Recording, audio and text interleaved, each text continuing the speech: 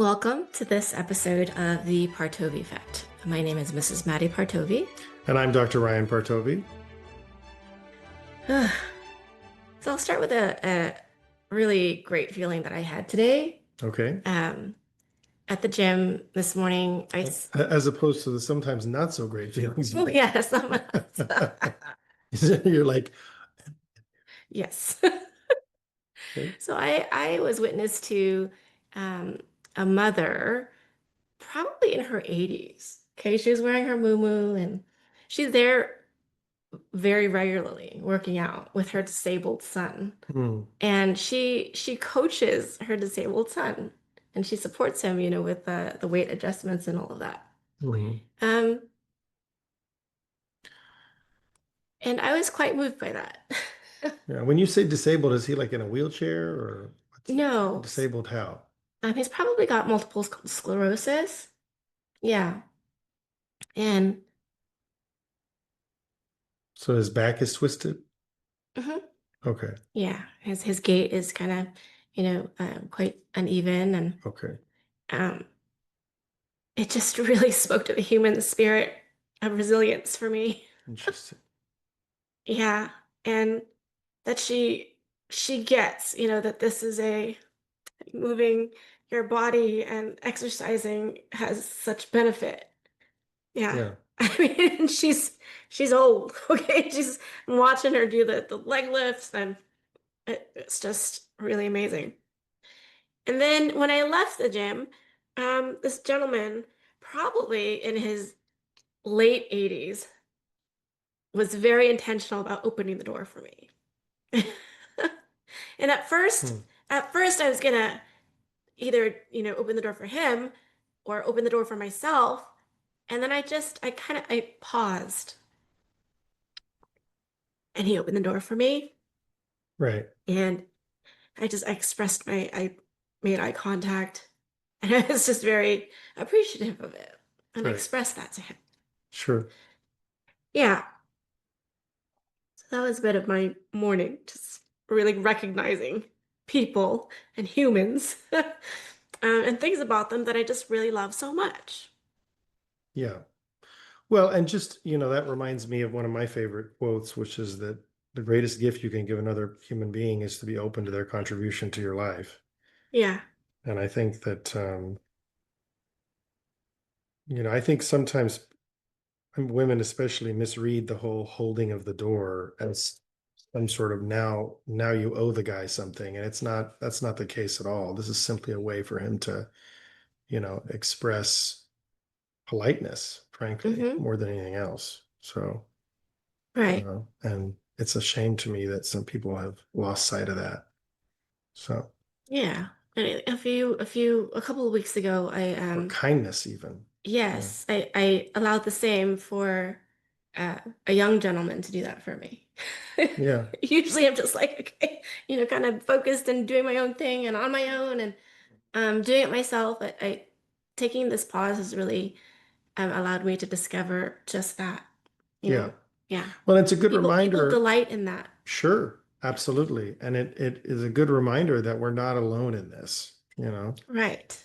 because Right. people are just so, it's funny how we resist community, Yes.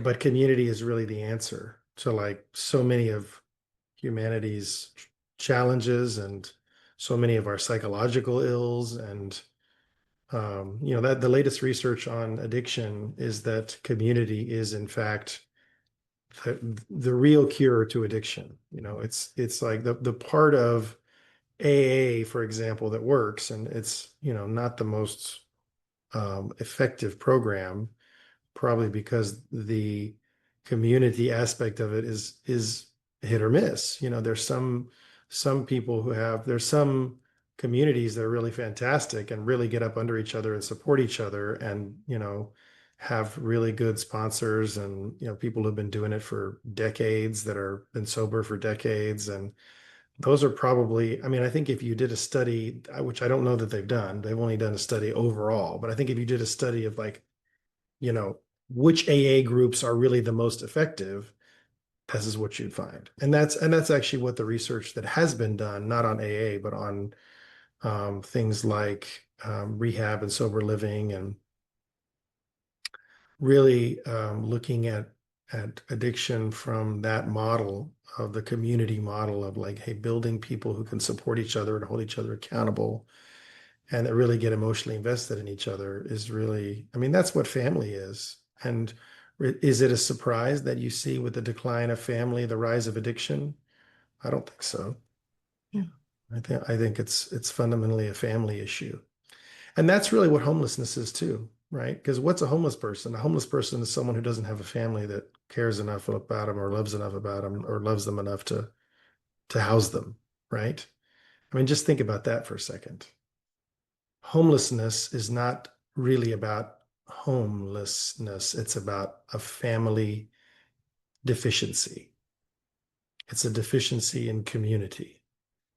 Um, so there's actually a guy in Austin, I forget his name, but the Dad Saves America guy interviewed him at one point. John Popola, he interviewed him, and he's in Austin, and he's got a big trailer park where they basically focus on the solution to homelessness in Austin is about um, you come and you live in this trailer park and you get a trailer, but you also contribute to the community. And, I think he says that like pretty much all of them at some point have struggled with addiction but he says really family is what's missing in their lives. And what we do is create family. And he says, I live there in the trailer park with them because it's like part of what they need is that that daddying force that they either never had or that abandoned them or kicked them out or died early or young or whatever. I mean, this is part of what they need is like so my wife initially wasn't crazy about it, but like eventually she kind of was won over to it. And this is his ministry and his mission in life. And I was very moved by that. I'm like, that guy is someone who gets it. That ultimately family and community are really the answer to so many things as humans. So thank you for being open to the contribution of others, and thank you for getting to experience the community that we live in through the kindness of others, because we're not in it alone. I mean, humans are social animals, and Yes. we need that. So, Yeah. and I don't think that was it's going to bother me the whole episode if I don't say this. I don't think that was multiple sclerosis because just based on how you're describing it, that doesn't sound like MS. Yeah. I don't, yeah. It sounded like maybe a malformation of some Uh, kind or something that, yeah, it sounds like maybe a skeletal malformation or, yeah. you know, not sure, but interesting. Who knows? But probably not MS. Mhm. Yeah. Yeah. I just, You were just like, it's some sort of there's something, something that's, something that, you know, yeah. chronic degenerative something, and maybe, but sound like maybe more something he was born with. Would you say? Yes. Yeah. Yeah. Yeah. Okay. Okie doke. And then there was that senior, I'm telling you, these seniors, okay? The the shock when I saw the senior, like he was doing the splits, okay, in the main area. These, I mean, the resilience of the human spirit and just the when people are so intentional about um caring for their temple. It's like yeah, it's I love it. I love being witness to it. Yeah. Speaking of Well, and I acknowledge you for that, which I did, and I do, and I always acknowledge her. She's excellent on the exercise front. Me, not so much, but we're all a work in progress. speaking of a couple of things, um, I'm gonna go back to the whole daddying thing, Okay. okay? And what I wanted to say first was, um, so even in light of all of our accountabilities and rearing two boys and running a medical practice, we have kind of expanded ourselves and said yes to a couple of leadership roles in our community. Which, in retrospect looks kind of insane, but also obvious. Yes, Insane, but obvious if you know us, is what I would say. yes, insane. 'Cause- and I just want to tell a short story about that. That my tendency is just to resist the heck out of that. Like every time that I've been um, asked or requested be part of a community or asked to do something, um, I'm typically a no. Like right away, even before like knowing anything about it, right? Right, right. No, no, no, no, no, no. And this particular leadership role is in our church. Um, and I've really been discovering designing our lives, my life in a way that has like really feels that it has spaciousness and really kind of taking a look at, okay, am I is my mind telling me that I'm constantly busy or that I have so much to do or there's just so and so I kind of separate that out and am very very present to like when I am with this group of women, like how I feel and what's created, like the connection that's created, the community that's created within this um uh women's church community. And that is definitely something I want to be a part of. That's definitely something that I want to curate and lead and grow and um because I want other women to have that. So yeah, it's a little the chatter doesn't go away. Like, oh my God, why did you take this on? Like, why did you say this? Right. And that's always going to be there. I recognize that that chatter is always going to be there. And I'm increasingly getting so much more masterful at saying thank you to all that stuff, all that chatter, and and stepping into the next iteration of who I am as a leader, who I am as a mother, as a wife, and yeah, it's been very fulfilling. Yeah. Hmm. Well, I don't have a whole lot to say about that, other than I acknowledge you for taking it on and being Yeah, open to it. thank you. Yeah. Yeah. Back to the daddying. Oh, yeah. Well, I have taken on a couple of new accountabilities this year, school year. Um, One is teaching godly play, which is basically Christian education, Sunday school. It's called by different things, formation by different churches and denominations, but it's the group that I'm teaching this year is the 3 to 5 year olds, kind of 3 year old to kindergarten. And yeah, it's really interesting so far. I mean, I did the training, which is like 3 day training process, and got certified, and now I'm going to be presenting this Sunday the story of creation, which will be my first time doing it with the kids. So far, I've been the door person, which is like the person that's assisting the person teaching. But um, it's I really been interesting as I'm preparing for it, how I notice like different things.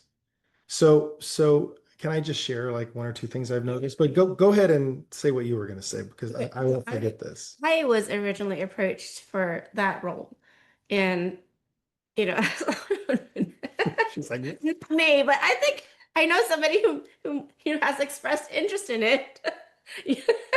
this did not happen. Yeah, and My interest was actually in teaching the like middle schooler and high schooler level, like Christian education, not the 3 to 5 year olds. I was like, really? I told You want me to teach the 3 to 5 year I olds? remember But telling you though that, okay. I think that you're Mr. Rogers 2.0. You're Mm. great, like with our boys. even since they were tiny tinies.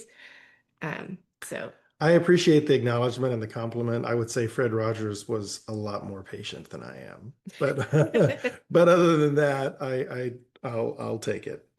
I have to put that caveat in there for the record, for anybody who knows me really well. But yeah, I mean, so that's been really interesting and just really interesting to discover the what would you say? Like, just as I go in and really delve into the creation story as a man of science, and really, who's always understood the creation story, probably since the time, at least since I was in, um, I went to a Roman Catholic high school for 2 years, and the first year was the Bible. And the theology class, you have theology class every year in Catholic school, at least in high school. And so the Bible, you sort of learn that, like, okay, this is written by people given the times that they were in and the explanation of the world that made sense to them at the time. And, the kind of explain God's involvement in that process, but not necessarily was not meant to be maybe spiritually correct, yes, but, literally, scientifically, anthropologically correct, no. Um, and it's funny because in godly play, we have a saying, which is that everything in the Bible is true, and some of it actually happened, which I think is, it's kind of a good way to frame it, especially as I uh, try to navigate some of this from my own mind. And the thing that really hooked me on the creation story is this idea of the firmament. So the firmament, I had never really, when I hear firmament, I think like land for some reason, because I'm like, it's firm, right? So it's got to be land. It's like, no, actually, I looked it up because I was like, what is firmament even? Like, what is that? So it's the sky.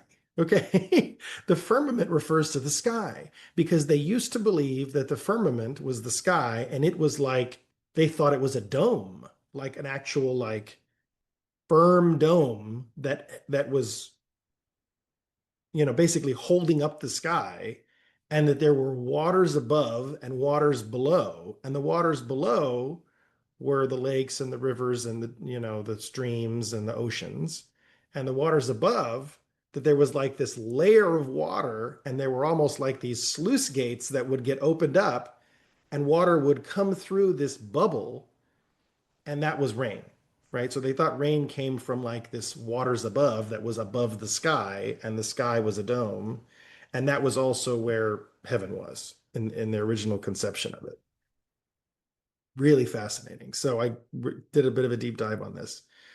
So explaining that to little kids, that in a way where they're not going to feel gaslit when they realize, like, oh, the sky is not actually a giant dome, like, is interesting. So, I've thought about how to say it in a way that really, that I can say it and it's authentic to me. And so it's like, well, you know, you have the waters below, which is the water that we see on the ground, and then there's the waters above, which is rain, right? Like, that's just simple. And the firmament is the sky, right? And you don't have to get into like the way that they thought about all this 2,000 years ago yet. You can, or actually probably more like 4 or 5,000 years ago, but you can when they get older. But when they're 3 to 5, you have to explain it in a way that they can understand, but they're also not gonna, and then they're gonna remember, but then they're also not gonna also be like, well, that guy in Sunday school lied to me, And and you don't want them taking ideas home to their parents and their parents like, oh, that's not actually true, right? Like, you don't want that either. You want it to be the story laid out in scripture as well, though. So it's like, it's a tight balance. It's really interesting to kind of navigate that balance. And just to see like what, how to really uh, capture the truth that's there and communicate it to 3 to 5 year olds in language that they can understand. Um, it's really interesting. And there was one other thing. I'm trying to see if it's something that is something I want to talk about. Um, oh yeah, I just thought it was really interesting. So that a godly play, you actually do talk about. um, on the seventh day, you talk about honoring the Sabbath. And it's interesting because in the script, it actually has you, even though the church we go to is Christian, the script has you mention the way that the Jewish people also honor the Sabbath. I thought that was really interesting. And I've seen how other godly play teachers will sometimes mention how the Christians celebrate the day of Sabbath before they'll mention, and then Jewish people, and they'll say the Jewish people second. Some people say the Jewish people first and the Christians second. And I can see how why they might do that. They may want to say, well, this is the most familiar, and we're going to center that first, and then we're going to say, well, then there's also other people, and they do it this other way. Or you could say, sort of chronologically, first the Jews did this, and then Christians now do this, right? Which also makes sense. So, which I think that's the official way of doing it. But I can see both ways as making sense. So interesting, right? Well, to me anyway, I thought it was interesting. But and then the other account, did you have anything you want to say about the godly play on the godly play front, or? No, I really look forward to what you get out of it. You're teaching for the first time this Sunday, right? Right. Yeah. Yeah, it'll be interesting to see what comes up, because one of the things you do, it's a Montessori method. And so you're presenting the story, but then when it comes to the children, you're just saying, I wonder. And you ask them these different wonders, and you just let the kids basically say, well, I think this, or what about, this? And it'll be interesting to see what the responses are, because Our 3-year-old is going to be delighted that his daddy's teaching. yeah, I think so. I hope I so. think you're gonna get a chatterbox. Well, that'll be a change, because last time I was in there observing him, he really didn't say much. But it'll be Mhm. interesting to see if he does open up when I'm teaching. So Mhm. yeah, cool. This is he's about to turn 4, and so this is actually his second year in there. But yeah, all right. Um, and the other big accountability I've taken on recently, well, I had been assistant den leader for my son's Cub Scout den, which was, it was always about 8 boys, and then it was like, but in terms of who would show up, it would be maybe 4 to 6 on like an average evening. Um, and then the guy who's been den leader for the last 2 years basically said, well, I can't do it this year. My son's not going to do Cub Scouts this year, so we're gonna do something different, but good luck. No, it wasn't quite like that, but he was basically, that's kind of how I was left. And so I was like, all right, well, I guess I'm going to be the new leader. Unfortunately, one of the other parents was also an Eagle Scout. I was not an Eagle Scout. I was an Arrow of Light and Cub Scouts, but I didn't finish my Eagle Scout. He was an Eagle Scout, so he said, oh, okay, I'll be your assistant, no problem. I said, great, perfect. So we're kind of co-leading it. And what I would say is that's been a good thing, because we went from having a total of 8 guys to now having, I guess, what, at least 14, 15, Yeah. 16. I haven't been keeping track, but it's now like, hold on, let me just think about it for a second. So it was 8, 9, 10. We got 2 more at the end of last year. So that's 10. And then 11, 12, 13, 14. Yeah, it's about 14 now. So, and then we had a day this last week where literally all 14 showed up. It was like, it was like pure organized chaos. And it's interesting for me because leading 8-year-olds, 7 and 8-year-olds, is like requires as much preparation and forethought, and involves as much sort of, I guess I would say, internal no agreement. Another way to say that might be like anxiety. um, as leading to a group of adults, maybe more so for me, because that's, leading to adults is easy for me, actually. That's really like my comfort zone. Leading to kids, it's like, I don't know what they're going to say. I don't know. What if one of them is just running around the whole time, which there was one who was doing that. So it's like,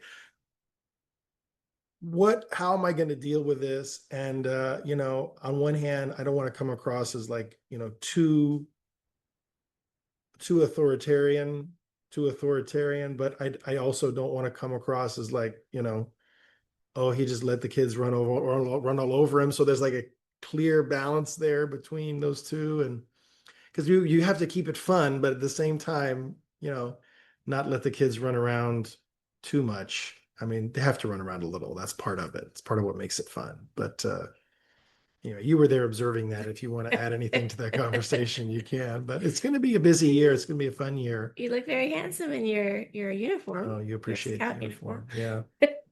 Yeah, this is my first year really getting the full uniform because I said, well, if I'm going to be the leader, I have to like step into that. And, so they got me now. I'm hooked. But it's great because it actually gives me an opportunity to really kind of in some ways feel like I picked up where I left off because I didn't get to finish Boy Scouting. I did only in the first year, the tenderfoot year. And I got my tenderfoot badge, and then it was like as I was starting the next level, we moved, and so I never got to finish it. And then once you turn 18, you can't. I mean, you're time's up, right? So you have until you turn 18 to get your Eagle Scout, and then that's it. And then but as an adult, there are things you can do that are leadership related, and Yeah, and I do like even if they don't know it here, I know that those moms and dads like they know inherently like the benefit of community, like for their, boys and their girls. right. Yeah, they feel it. And we're full co-ed now, which is Yeah. really interesting. Usually each den has like one or two girls in it, so it's not. But the reason why you may be like, well, why wouldn't they just take them to the Girl Scouts? The reason why is because the dad cannot help lead or be involved in Girl Scouts. Girl Scouts is moms only, right? So if your mom wasn't a scout, but your dad really was, and he's like, I want to take my only daughter, or like I only have daughters, what am I going to do? Well, I'm going to take them to Cub Scouts, right? Because you can do it. And even Boy Scouts now, they have all female troops of Boy Scouts that the dads can help Oh, facilitate. So that's the main benefit of having girls in Boy Scouts. People are like, why are they doing that? They're ruining society, whatever, like destroying all of the traditions. I get it. I think it's natural to have that immediate reaction. But then when you're like, oh yeah, there's going to be men out there who only have daughters who are Eagle Scouts and want to share that with their only only child or only children who are all girls. And why shouldn't they be able to? I mean, especially if their wife was never a scout, didn't know anything about scouting, is like, this is not my thing. I feel like having a space for them is crucial. So I really, embraced it. And we have a young lady in our den who's very artistic. I mean, amazing. She's like, you know, um, really an amazing artist already. And just like my son, our son is also an amazing artist. But yeah, I mean, she's also really fantastic and fits right in. yeah. She's got a twin brother, and they're both in the group and having fun. I do notice how our 8-year-old, of course, he loves it that you're, the den leader. And I do see how he curiously observes how you lead and like how um uh the your assistant also the whole dance of like being co-leading. And the questions, that he asks or the statements that he makes Sometimes about he's being silly. right. But he's witness to his daddy being a leader, Right. and it's great. It's really Yeah. formative and And I think sometimes it can be a little intimidating. And I can imagine that that's where the silliness comes in. It's like I got to lighten this up because otherwise I'm going to just be overwhelmed. I remember feeling that way by my own dad sometimes when I would see him leading a group of people as a child and thinking like, wow, my dad is like this giant, like how am I going to deal? And and I can only imagine, but I can imagine there's got to be some of that for him. And so what there is on my part is what's incumbent upon me is to recognize that and have compassion for it. So, yep. yeah, coming full circle. Hmm. So on the topic of daddying, I have a message for women to ensure that your relationship with your father, and men, all of mankind, is whole and complete. Even if, you didn't have the presence of a father growing up. And so this this has a direct correlation, and it may not seem like it to you when when I move into it, into this topic. Okay. And yesterday, I saw a montage on social media of a number of pregnant women um, consuming Tylenol to think that they're spiting, Donald Trump. And I just, I I mean, just, the research on Tylenol and neurodevelopmental disorders has been out now for several years. I think it right. was originally done in 2017. This is not new. This is not new science. I mean, it's been evolving, and there's been confirmatory studies that have verified that original 2017 study, added to the evidence. But this is not anything new. And It's not, it, and it's it not used to be anything. that Tylenol was the thing that they would recommend until these studies started coming out. And then it's like, well, hold on, maybe really what you should do is not, you know. So yes, this evidence has been out for quite a while now, and it's very well known to us that Tylenol causes liver toxicity. And Yeah, well, for sure. And actually, I don't really remember hearing about the study until like 2021. That was when I first heard about this connection. It was 2020. I remember it because I remember that you were like in your second or third trimester with with our second son. right, And you know, I remember saying, well, no more Tylenol, yeah, yeah. I And mean, and I don't think we really did much of it, but no, not at all. never did. It But depletes glutathione levels, and it passes right. through the placenta very easily. And And that's these the main little mechanism these by little which you would expect it. these Sorry. little beings that are forming, Yeah.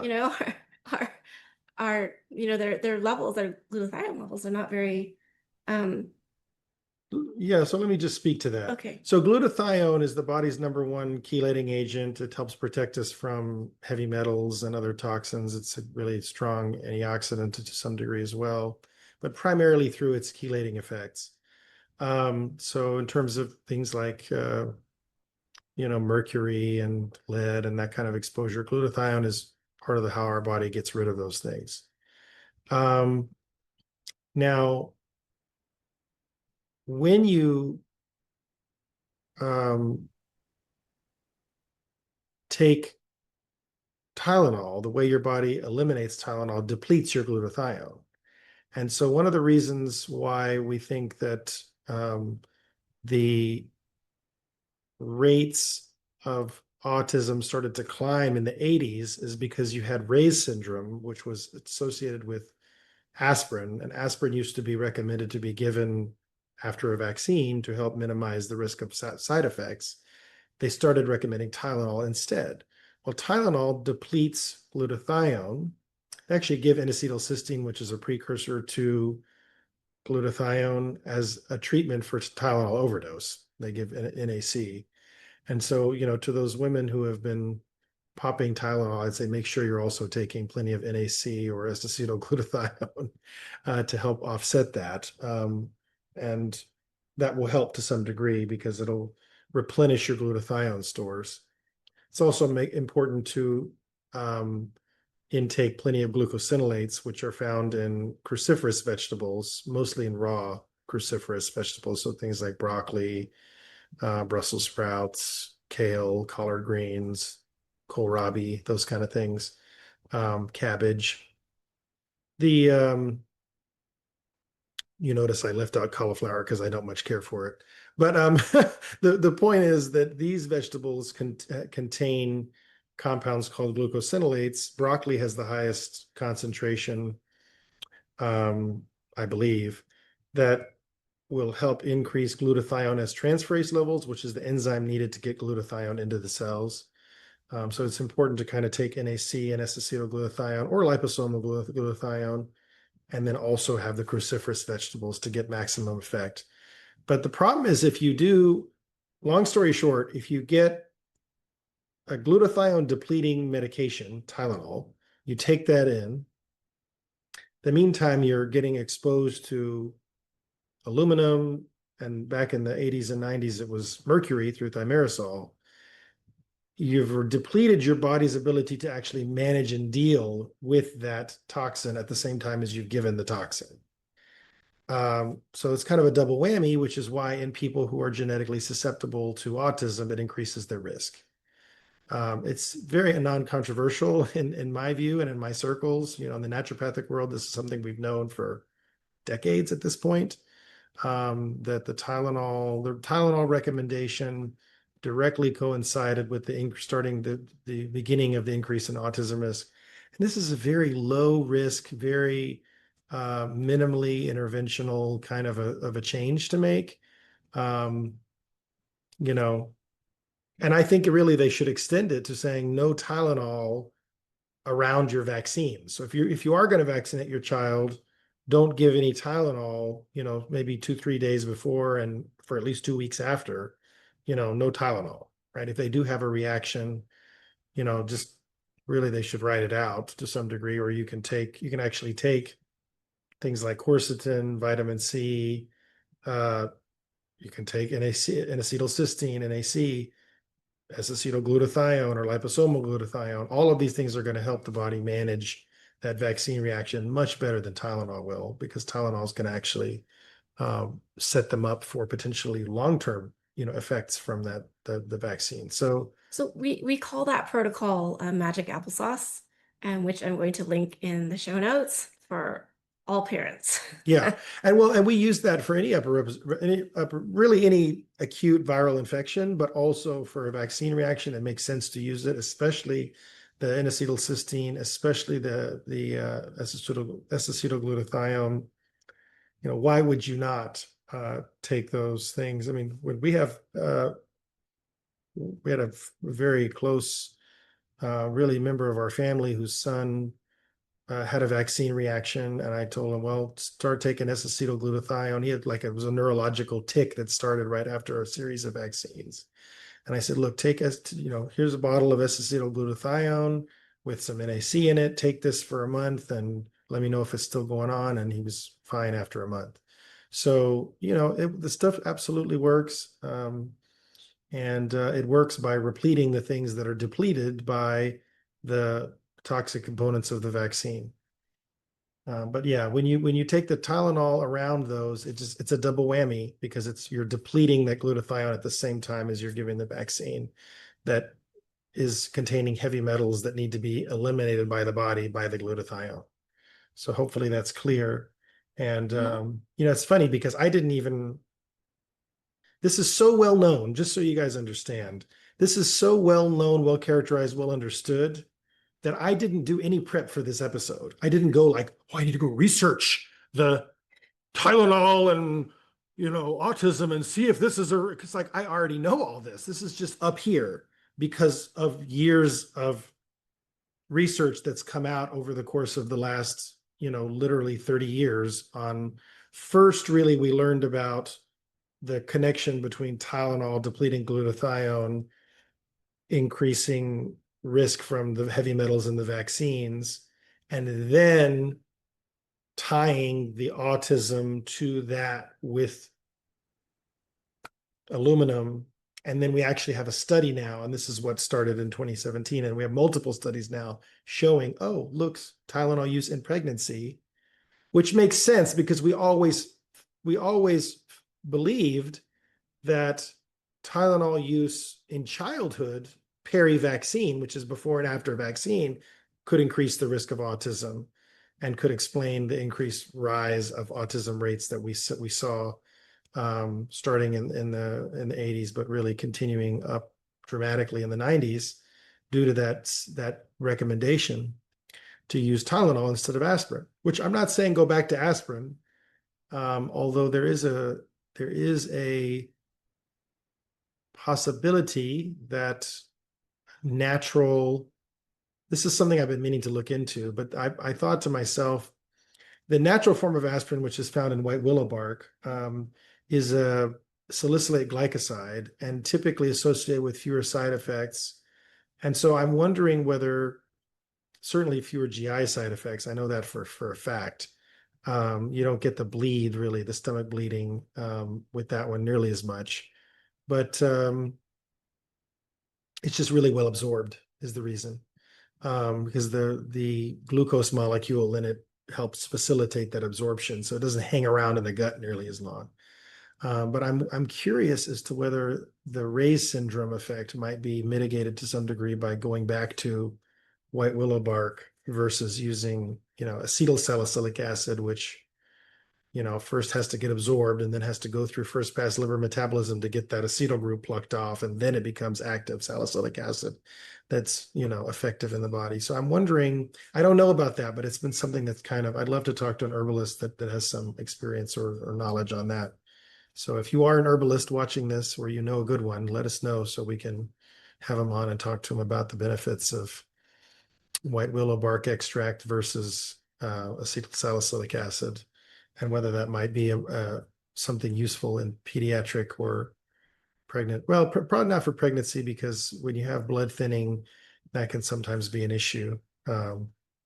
It's interesting, right? With pregnant women, you also don't want the COX-2 inhibition effects in pregnant women, because what happens is it can affect, when you're pregnant, the levels of inflammation and prostaglandin levels are highly tied to things like birth and delivery. And so when you start playing with those, sometimes it can induce an early miscarriage or something along those lines. So you don't want to really do aspirin during pregnancy either. So you really just kind of want to honor your body. And if you're hurting, maybe go see someone who can help you figure out why you're hurting.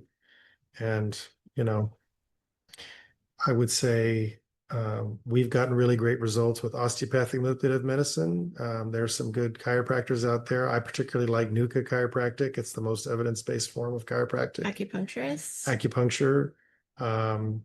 There's Bowen therapy. There's, if you're having hip or back pain, Round sometimes ligament pain. It's a big one. getting custom orthotics can be helpful. I mean, there's a lot of there's oh,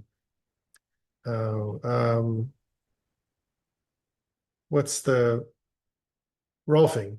Yeah, structural integration can be really great. So, yeah, I mean, there's a lot of different physical medicine approaches that are really great for dealing with musculoskeletal pain that don't involve any drugs.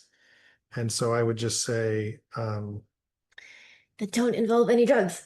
And so when go with I, those I first. was viewing Even this, just doing yoga on a regular right, basis. right, Yeah. these, this montage of women dancing and popping Tylenol and, and Same. saying that, um, I'm gonna pop my Tylenol because what the F is the government gonna do?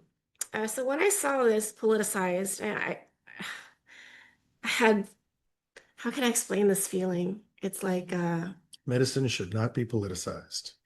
yeah, the feeling that I experienced, just like my heart dropped. Nausea, Yeah, sickish. I sick. don't know. That's Yeah, what I call my it. heart really dropped, like for these women, Yeah. and their babies. And I do, It's like, who are you hurting there? You're hurting your child. Like, what? What? You're hurting your child to somehow get back at some governmental organization or person that you dislike. It's like, yeah. what? Like, that's somebody who probably should rethink being a parent. Just saying. So how would you create that bridge from what I said in the beginning about women, like sure, like ensure, that your relationship with your source, like your daddy and like all mankind is whole and complete. Like how would you create that Mm, bridge to, these women that are potentially harming themselves and yeah. their babies? Interesting. Yeah. That's an interesting point. I mean, so I think what you're pointing to is sort of the hypothesis, and I don't know that we have any evidence of this that we can necessarily resolve the question today, but we can at least discuss it. The hypothesis of perhaps uh, a mother, or a woman, in this case, a mother who is more, or has some incompletion with her own father, might be more willing to engage in this kind of behavior. Is that what you're proposing. Yes. Yeah. So, we see that play out really in a lot of different relationships that women who have, when I say incomplete, it's usually takes the form of either, some sort of interruption, whether the husband or the father left when they were young, abandoned the family. Sometimes they were there physically, but emotionally they were very distant. Sometimes they physically or mentally or emotionally abused the child. Sometimes sexually abused. Sometimes, um, you know, yeah. I mean, there's all sorts of different possibilities. Sometimes it's just, as a young woman becomes a teenager and wanting to find her own space in the world, kind of comes up against her father's expectations for her in her life. And so there's conflict at that point. But regardless, when it happens, right, there can be an incompletion with what we would call source, right, which is in this case the father, the sort of masculine source, the paternal source. And some people project that onto their relationship with God. Some people project that onto the relationship. I would say many people project that onto their relationship with their significant others. I think it's one of the reasons why Yeah. women who have fractured relationships with their fathers have often greater challenges, statistically speaking, greater challenges with um, r- relationships with men, as adults. Um, you don't see too many people who have great, healthy relationships with their fathers that have really tough relationships. You see a few. I'm not saying it's zero, right? But it's less likely, would be my assertion. And I'm curious if there's been any actual psychological research on that, but I'm Yeah, sure I'm there has. curious too. I mean, in a little nutshell, so I watched just a small segment that I could actually uh watch of there's a show called Whatever. And there was a Oh panel yeah. oh my God. Okay, so you know. I've heard of this. I think I've seen clips from it, maybe. Yeah, okay. So Charlie Kirk was on it at one point. Okay. And many of the women uh they introduced themselves and they said that, oh, I do porn, I do OnlyFans. Um, and when when Charlie Kirk was addressing this one particular woman, um, who seemed to wear, her sex work as a badge, he asked her immediately, "What's your relationship with your father like?" Yeah. I don't have a relationship with my father. We don't talk. You think? Yeah. Yeah. Yeah. So he really got it in a nutshell. So I like Yeah. that. Yeah. Yeah. Again, it's not 100%, but it's like a 99% kind of thing. So it's like and I do know of like maybe two exceptions. So that's why I say that. But I mean, I feel like for every two exceptions that I know of like 100 other people who basically, or 98 other people who have or who follow that. So maybe it's like a, 98, 2% kind of a Yes. I think the number one ratio. question that would really support you in your discernment in dating in a first date is to ask the other person, how is your relationship with your mother? Oh, How that's a is your great, yeah, relationship with your that's a father? great And point. then listen to that. Yeah. Yeah, that is I've never heard that advice given before, but I love it. I'm like, yes, yes, do that, you know. Oh, that's great. That's so great. Yeah. Mm, Yeah. Although what's so interesting is when you and I met, our relationships with our parents evolved considerably through the course of that relationship. mhm. Like it's I realize this now, like our dynamic like facilitated, like we had already done a lot of work already, but I feel like Yes. facilitated the continued healing of our relationships with our parents. And fundamentally, we came from very strong, solid families. True. Yeah. Yeah. No, we were absolutely lucky in that regard. So Yeah. So it's if it's flip-flopped, then I would really pay attention to that. absolutely. Yeah. And that doesn't mean you have to like, Flip-flopped or, missing for a presence, like missing for the both of you, that must really be addressed before you're dating or going to even think about marriage in the first place. right. And I mean, I think that the, so I think that the thing I would point out is that it's really not, some people may think, oh, so then I have to go like create a relationship with this guy who abused me or something like that. And like, no, that's not what we're saying. But there are ways to get complete with people um, that don't involve even necessarily talking to them. Mhm. One way is to write them a letter.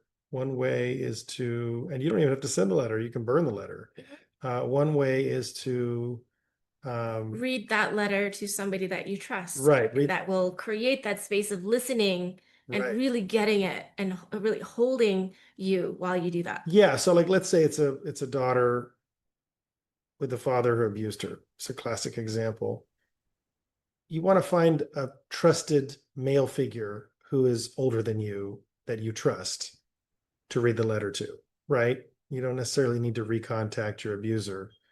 Um, but I think that, and certainly I think therapy can help. I think that I often tell people, I say, look, if you have a fractured relationship with your opposite sex parent, you need to get an opposite sex therapist. Controversial advice, because most people are going to say, oh, it doesn't matter, just find a good therapist.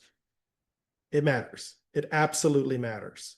If your relationship incompletion, if you're struggling in a relationship with someone of the opposite sex because you have a fractured relationship with your parent of the opposite sex, get a good opposite sex therapist who's highly qualified and focuses on, you know, relationship dynamics. And there's a whole line of therapy called imago therapy, where it's all about this idea that we are naturally drawn to people who give us the space to complete things that are incomplete with our opposite sex parent in our relationship with our opposite sex parent. I think that's, I forget the author. I'm not great with names, as I'm sure you all have probably picked up by now. But the author of that book, it's actually, he wrote a few books. He's a PhD psychologist who developed that work. Really interesting. And I've always felt that rings true. Also, the Landmark Forum. Landmark Forum is a really great opportunity to kind of, I would say, crack the ice if you're like, hey, I need something dramatic because I've done therapy, I've done other things, nothing's ever really worked. I would say do the Landmark Forum. It's 3 days in an evening. You're going to get, I mean, I would say it's 15 years of therapy in 3 days in an evening. So you're definitely going to get your money's worth. And uh, yeah, I mean, it's one of those things where if I had a magic wand and could tap everybody on the head and give them what we got out of doing Landmark's work, which is where we met, actually. Have we told that story? Yeah. We have. Okay, good. So I would say that is something I would absolutely do. So yeah. Anything else you wanted to add on the getting complete with your, we talked a lot about women and their dads because I think that's kind of the cultural moment that we're in, is sort It of like, is. It yeah, yeah, absolutely is. Yeah. yeah. So yeah, but anything else about that? Oh, and then just operate with your critical thinking hat on Yeah. before you're doing something like a rash, TikTok, trying to get back at somebody. I mean, to me, even using TikTok, and I know this is not going to be, this is a controversial take, not popular. I get it. Whatever. I'm going to say it anyway. Um, what are you thinking using TikTok, a platform designed by the Chinese Communist Party, marketed in this country by the Chinese Communist Party? I mean, do you not believe that like espionage is a thing where basically people are going to go and try to disrupt other countries? I mean, think about it. If a country cannot disrupt another country militarily because the other country has a massive military advantage, what is the best way to disrupt them? Oh, I don't know, maybe internally, maybe creating civil war, getting them to eat each other. Oh, there you go. That's a very Chinese way to do it, by the Right, way. absolutely. You Okay. think the Chinese can't figure that out? Hello? Read The Art of War. I mean, come on. Like people are so like clueless when it comes to stuff like this. It's like read some basic history. I mean, the Roman Empire was never conquered or defeated. It ate itself. It declined internally through internal civil wars. If they had simply created a succession method that worked successfully, they may still be around today. But it was the constant fighting, infighting, that destroyed that empire. And if you look at China, it was often internal decline that let them eventually be invaded by outside forces. Same pattern. And they have, 5,000 years of that pattern, depending on how much credibility you give to some of the older sources. But, up to 5,000 years of that pattern playing out is somewhere in East Asia. So it's a very well known pattern to them. So it's like, hey, I know how we can get those Americans. We'll get them to kill each other. We'll get them to attack each other and hate each other.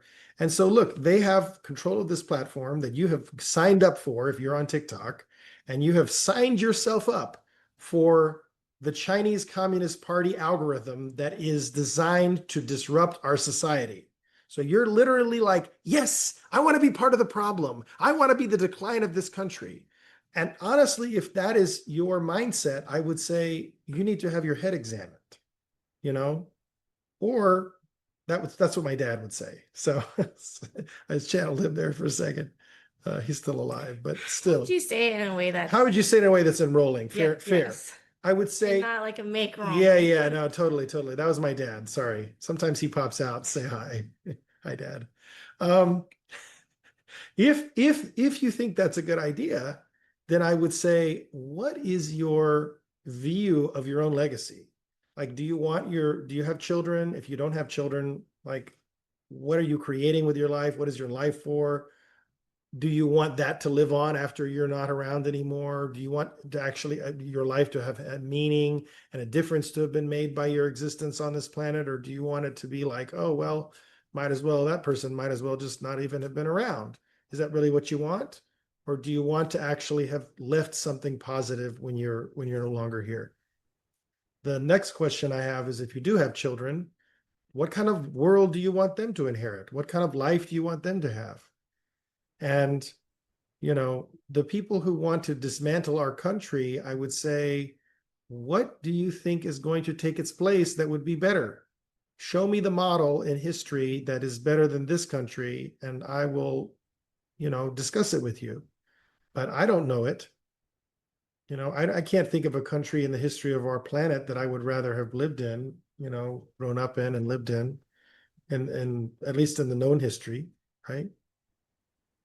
So I think given that, do we really want to destroy it when we don't have a really clear, solid idea of like, this is what we're going to create, and we know that it works because it's worked over here, and we want to take that on and try it on here. And really, I think the nature of our democratic model allows for us to do that inherently. It's like, oh, well, if something's working well over here, we can always take that on and incorporate it. So and I think this gets to the point, my dad, speaking of my dad, he sent out a audio. Did you have a chance to listen to the audio? No, not yet. No, not yet. So it was from NPR, and it was a daughter and her co-author speaking about her father, who was a historical commentator. And again, don't ask me his name, but basically talking about an anthology that they'd created of her father's work. And about how it really encouraged us to think about history and learn from it. And I love that part. That part I totally agree with.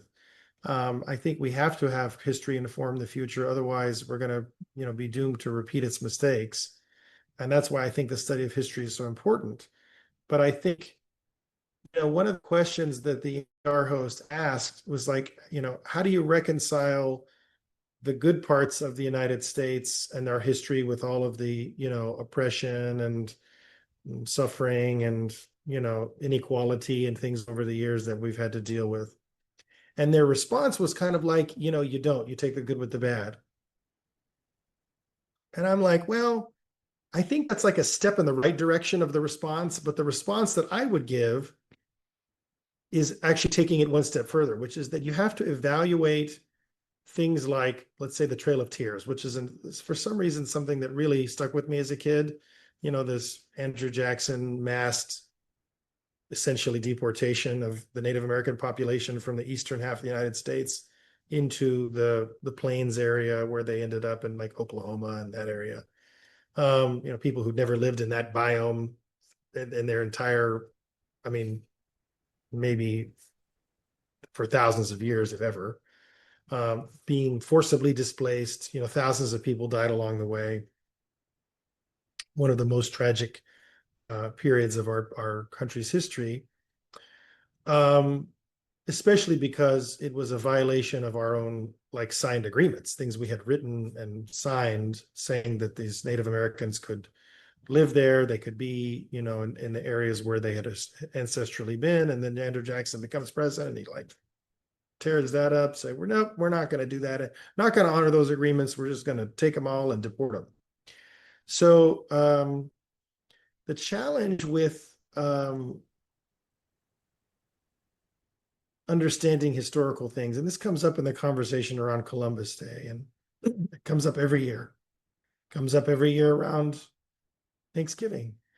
There's a tendency, excuse me, there's a tendency on behalf of people to interpret the actions of our ancestors, the people who came before, in light of our current values, beliefs, what's considered normal in today's society, right?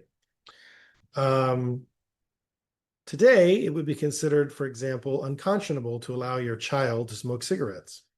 That was a common thing when I was a kid. I don't know if you remember this, but like it was a common, well, maybe in California it was different. But in Texas, it was very common to see like a 12-year-old smoking cigarettes because that was like not a big deal. Like, and it was, I always kind of thought like that's a shame, because I was taught from an early age that cigarettes were bad for you. But there was a lot of low-income people who frankly were not taught that. They didn't get it in school, and so maybe they didn't get it, or maybe they did, but hey, everyone else in their family smoked, so that's just what you do. And there were no rules on that. So it's like, okay, well, you could go down to the corner store, pick up a pack of cigarettes and buy them. And, and then they did eventually, first it was 16 and then they moved it up to 18. I think it's still 18, but at least in Texas it is. But yeah, I think it's interesting how, you look back on that, even now, even like a few decades later, people think about, oh, young people like that smoking cigarettes, 12-year-olds, how horrible, right? Unconscionable. Well, yeah, but you have to look at the time that those people were living in and what was going on at that time. To not do that is a form of ethnocentrism. It's the same idea of if you look at history and you say, well, you know, there's been many times where people from Europe were encountered native tribes, encountered, different cultures, and they said, oh, this culture is inferior to ours because of the way they view, whether it be God or whether it be, women or whatever it is. And so because of their inferiority, we have a right and a responsibility to teach them the proper way to be. Hi, Layla. So, and this used to be called white man's burden, which you may have learned about in history. But basically, when you go back and you say, well, we need to destroy Confederate statues and we need to take all Confederate names off of buildings and we need to basically clean up every single vestige of history that we don't like. And I think that includes, um, you know, viewing Columbus as someone who, now, interestingly enough, Bartolome de las Casas, apparently when it comes to history, I do remember names, but he was a priest, I believe, or brother, a monk at the time of Columbus, who did criticize Columbus's treatment of some of the natives. that's a fair point to say, hey, look, even according to the current milieu, you had critics, so you should have known better. Okay, fair, right? So he's a bit of a checkered guy. Same with some of our, founding fathers who owned slaves. But I would say during that time period, it was sort of like, well, if you were over a certain socioeconomic level, everybody owned slaves. And so, but then once you get to the point where it became like, oh no, 18, I think it was 36 or whenever it was that the British Empire banned slavery, okay, maybe not okay anymore, right? And then that became the seed for the Civil War. So when you go back, I guess the point I'm trying to make, and I don't think I've really made it effectively, you can check me on this, is that when we go back and criticize the past based on our current morals and values, that is just as ethnocentric as those white man's burden European colonizers who were saying, oh, because you're primitive and barbaric, you know, you need to be colonized and it's okay for us to colonize you, right? And I don't think anybody would say, oh, yeah, that's true. Would anybody believe that? But like, oh, but it's okay for you to project back your values onto people who were living in different times? I don't think so. So It's clear to me. I you're mean, you're you're getting her a it's what little is excited right now. it's what's happening to the words in the Bible. It's what's happening to Right, right. or other works of literature.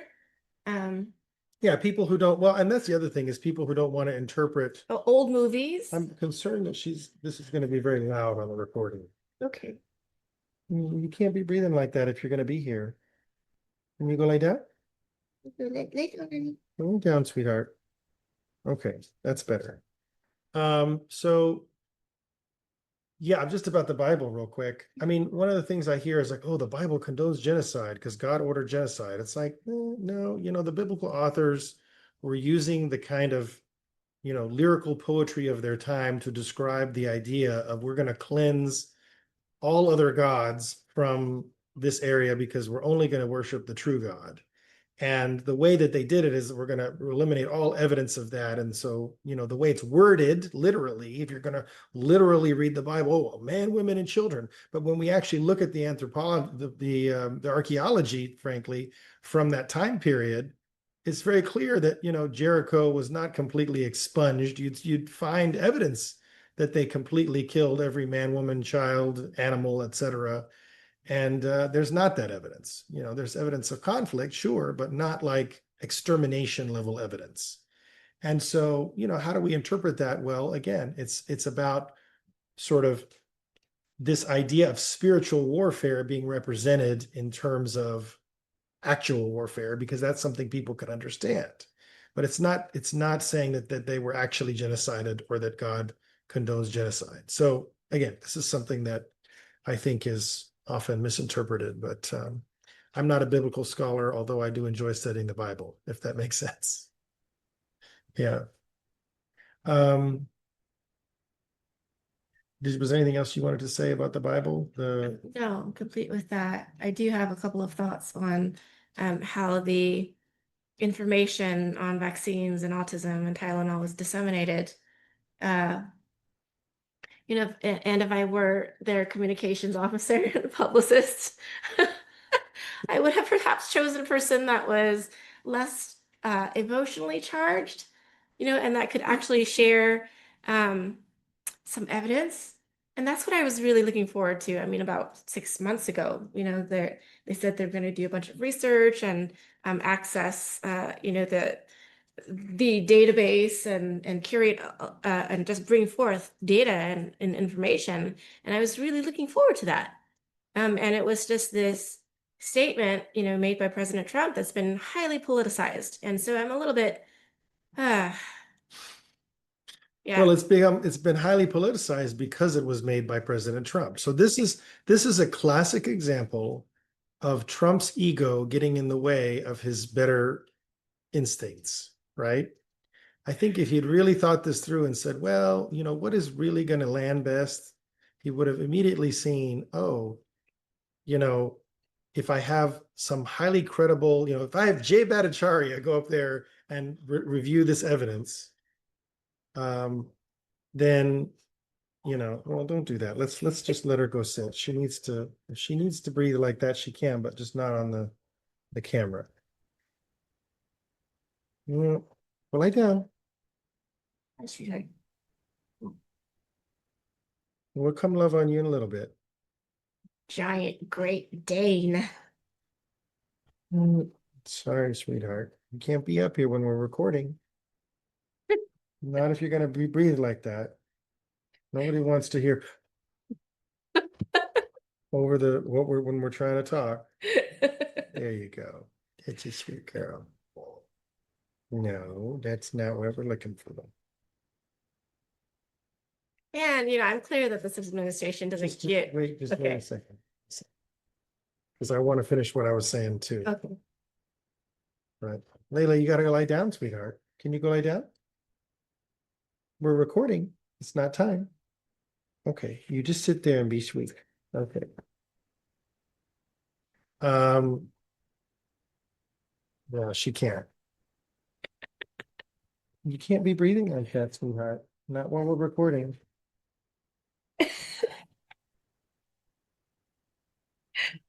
You lay down? Lay down right here.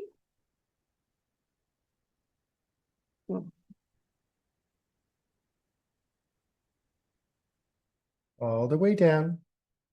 All the way down. All the way down. Down. And go all the way down. All the way down. Lie down. Down. Lie down. All the way down. You go lie down. All the way down. Spin that, sweetheart. All the way down. No, I want you to go all the way down. Okay. I want to look at your face, Daddy. I know. Okay, go lie down. Okay, I just gotta not. No, no. Hey, go lie down.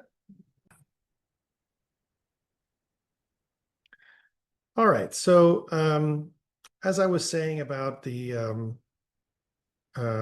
the better angels of Donald Trump, they really were overridden or got in the way of what he was wanting to accomplish here. I think that if he had Jay Bhattacharya get up there and present the data and answer questions, and obviously in his speech give Trump credit, I think that would have been the right balance of like giving Trump credit, which is what he wants. That's why he made the announcement. He was excited about it. He's like, we've come up with one of the good answers of what's going on with autism, and he was excited to take credit for it. And so he got up there and gave the speech that he gave. Yeah. And it didn't quite have the desired result, I think, because he's not a medical man. And I wouldn't have had RFK Jr. do it either. They needed to have a physician up there or a PhD get up there presenting the research, answering questions from media. And I think the response would have been different. I think it would have been more muted. I think you still would have had people pushing back, but I think it would have been, it would have been better received. And I just think this is a classic example of um, Trump tripping over his own ego is the best way to say that, I think. Yeah. But you were going to say something else about that. Oh no, or no? I said what I said. Okay. Yeah. I would have done it differently. Yeah. And I'm still waiting for the evidence. Well, the evidence is out there, baby. I mean, we just talked about it. What evidence are you talking about? I'm talking about, okay, I know the evidence is out there. We know. But to have the administration share it in a way that it really lands with the people, with like the 80% of people, Yeah. most of which are the, people popping the Tylenol and people, what kind of people that celebrated Charlie Kirk's death. And Well, that was a tiny minority of the country. I would say somewhere around 10%, maybe 15 at the most. Like if you look at the numbers, I actually looked at some reporting on this. It is higher percentages. maybe the 80% of people that got the COVID vaccine. Okay. Well, There's, I there's, I think mean, that there's, I think that if COVID were to happen again tomorrow, I don't think you would see 80% of people rush out to go get the COVID vaccine. I think that you would see, first of all, you wouldn't be able to do lockdowns like they did again. I don't think people are going to stand for that. Okay, so you see what I'm saying? Okay, if the administration were to responsibly, convey this information in a way that would have it land for these people, that have been programmed all their lives that, this is the science and this is and the CDC is the way to go. You know, do you hear what I'm saying? Do you get what I'm saying? I do get what you're saying. What you're saying, well, let me recreate it first to make sure I got it. Okay. What you're saying is that you would like this information about Tylenol and autism to be communicated in such a way that the people who are skeptical of this administration and skeptical of anything that comes out of this administration, that even they would accept as true and incorporate into their lives. Or it would spark some kind of, oh, even though I don't like that person, what they're saying really makes sense. I mean, this is really irrefutable evidence. Like, what does that mean for me and my life and my children and how I'm going to live my life and make my choices? Okay? Yeah. Well, I think I share your impulse. I share your um, desire. I think, I'm someone who obviously, just maybe if our listeners don't all know this, but I'm someone who routinely, like on a daily, if not everyday basis, engages with people who disagree with me on a vast majority of topics. And it's yeah, And you so do, I which think I is something can, I really acknowledge you for, to actually be that open, to hear the whole spectrum, all sides. well, and you don't always like that I do that because it can take up some of my mental bandwidth in times when I think you'd rather I'd be focused on other things. But for me, it is part of the way I keep myself sharp and, that I make sure that I'm on the right track because I Forget I that. need to hear the opposing side to see like, okay, are they right about this or where are they right? Where are they not right? And I think that's part of Right. my process.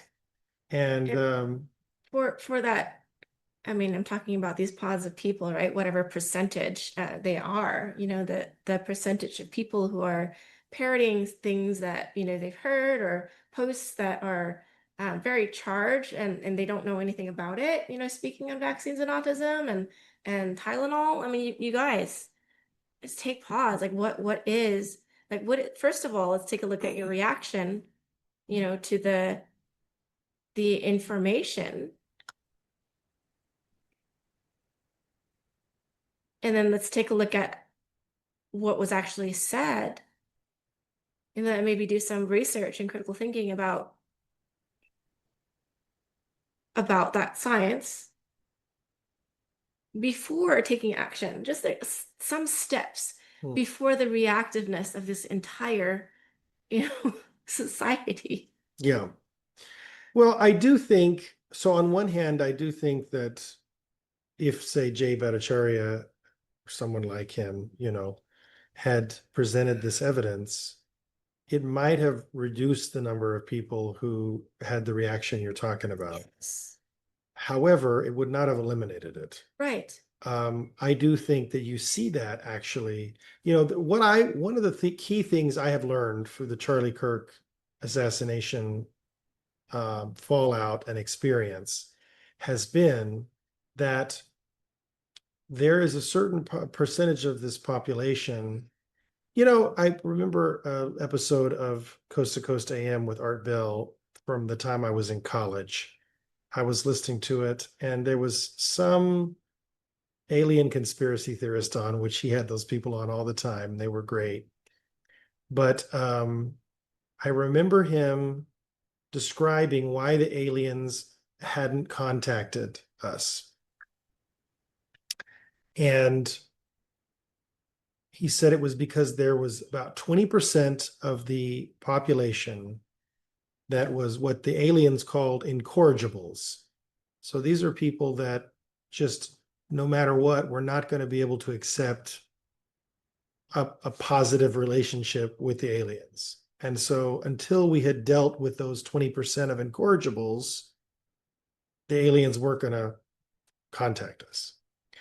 So I thought that was interesting, not because of I think there's necessarily any factual validity to it, but more that concept of that there's like 10 to 20% of any population that is just simply incorrigible on a particular topic. And I think we see that, unfortunately, on more and more topics in our time period, because more and more topics, much to my chagrin, have become heavily politicized, including medicine, vaccination, um, autism. I mean, which to me seems somewhat non-controversial that autism is. Now, look, I know there's some people who claim that Asperger's syndrome is autism. I don't personally agree with that. I think Asperger's syndrome is a distinct condition because of the fact that it is more of a difference in personality. To me, autism as a disorder is something that qualifies as a disability, which is basically defined as a medical condition that is causes an impairment in one or more major life activities. And so if it's not, if it's not impairing significantly one or more major life activities, um, it is not really a disability. It may be something where it's a challenge for you to overcome, and I get that. And I think that there's a tendency to want to label anyone who is neurodivergent and has challenges, say, with social interactions, or, you know, uh, it requires more effort. I mean, for some people, it takes more effort for them to do math than other people. For some people, it takes more effort for them to read than other people. For some people, it takes more effort for them to interact socially than other people. These are all normal variations. So I think there's a tendency, A, to pathologize a normal variation, number one, and call it autism or autism spectrum disorder, which I disagree with. And then there's, even amongst that spectrum, those who are more severe but very highly functioning, which historically we would call Asperger's syndrome. That is now also getting labeled as autism. Again, I would pull that out, say, no, that's, maybe a learning difference, but not really a disability. Or maybe it's maybe a challenge, a social. I mean, there's agoraphobia, right? Agoraphobia is a diagnosis, but we wouldn't say somebody who's agoraphobic has, which is fear of crowds, right, has autism, right? But it's almost like with the Asperger's people, they're getting now lumped in with autism, and I don't agree with that. So you can agree to disagree, that's fine. We can have that discussion. I'm sure this is the beginning of that conversation. But I went to school at a time where Asperger's was still a thing. I had a patient who had Asperger's syndrome when I was in clinic. He's a great guy. We had lots of great conversations, and I found him very engaging and interesting. And I have fond memories of him as a patient. So yeah, and then you have people who are who truly do have a disability where they need support, and they're one or more major life activities are clearly impaired. And then you have people who have what RFK Jr. likes to call full-blown autism, which is, where they are often nonverbal and they toe walking, stimming, and, they have to wear a helmet. And there's all sorts of, videos of those people online that are really tragic, but I don't necessarily recommend going to watch them. I'm just saying that it's out there if you don't know what I'm talking about. Um, but to me, that's really, that's severe autism. And I do recognize there is a spectrum, but I just think too many people who I really consider within the normal realm are getting pushed into that because it's now an industry, right? It's sort of the autism industrial complex, where it's like now there's this financial incentive to label somebody's autism so then they can go and receive all of this care, which then people are obviously making money off of. So, I think that if we simply focused on changing pedagogy, the way people are being taught to incorporate neurodiversity, you could really, which, Montessori does that inherently, but I'm sure there's other methods as well, then you wouldn't need to label people with these different diagnoses of, ADHD. And look, again, ADHD is something where um, there's all sorts of things that can cause attention difficulties. And I would say the vast majority, 80+%, maybe even higher, of people diagnosed with ADHD simply just have a learning difference where they need to be in a different environment. And if the environment was different, they would be fine. And I see this over and over in Montessori, where kids that are, in a traditional system, they're advised to be medicated, And then they take the kid out, put him in Montessori, the kid does fine. Kid does great. So, I think that really the way they're being taught is as much a problem there as anything else. And we're not really willing to deal with that as a society because we want everybody to fit in a little box. And I think that box needs to be at least a heck of a lot bigger, if not eliminated. Maybe not eliminated. You got to have some sort of container. People need to have, some sort of freedom within limits, as Maria Montessori would say. So I'm trying to remember what we were talking about there, but what got me on that down that rabbit hole. We were talking about the autism and the people on TikTok, right? So here's the thing. This incorrigible group, this 10 to 20% who, celebrated the death of Charlie Kirk and, is popping Tylenol, I got to be honest with you. In my experience, it's extremely difficult. It's nigh on impossible. I never say anything is impossible because I always want to leave that door cracked. That 1% or 0.1% or 0.01% cracked of like maybe they could come around, with the right. But I think for a lot of those people that are in that group, it wouldn't have mattered who presented the data. I mean, maybe if you gotten Fauci out of mothballs and trotted him up there, maybe they would have listened to what he had to say. I don't know. But the point is, in all likelihood, I don't think it would have mattered who had presented the information for this group of people, this subset. I agree. I don't About think the subset. I don't think they could have heard it because it was coming from a Trump administration and they had become so highly politicized that they no longer believe that there can be anything redeeming of any value coming out of a Republican or a Democrat if they're on the other side, right? And this is a bipartisan phenomenon. You definitely have, 10% on either side who just cannot hear a word the other side says. And my concern is that percentage is growing. And my concern is that as everything becomes politicized and we become more and more polarized, who does that serve? The establishment. Cough, cough. But who does it hurt? The people, everyday people. And that's why it's so upsetting. And I think you see that where people are literally hurting themselves and their children, their own legacy, destroying your own legacy. What to signal your, And look, if I'm coming from a place of compassion, I say, look, you feel so powerless to have a difference made in your life that you feel you need to damage your own health and the health of your child